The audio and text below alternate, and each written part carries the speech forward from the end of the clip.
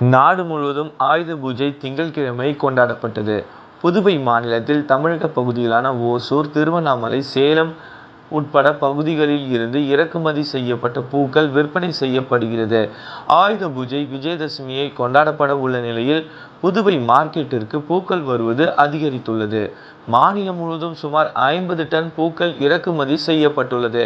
அதே சமயத்தில் பூக்களின் விலை கடந்த வாரத்தை ஒப்பிடுகையில் பல மடங்கு உயர்ந்துள்ளதாக வியாபாரிகள் தெரிவித்துள்ளனர்.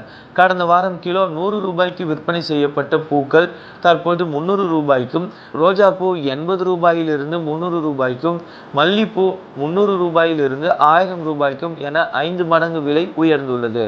பூக்களின் விலை மேலும் உயரக்கூடும் என்பதால் தற்போது வணிக நிறுவனங்கள், கடைக்காரர்கள் மற்றும் பொதுமக்கள் விலையும் பொருட்படுத்தாமல் பூக்களை ஆர்வத்துடன் வாங்குகின்றனர்.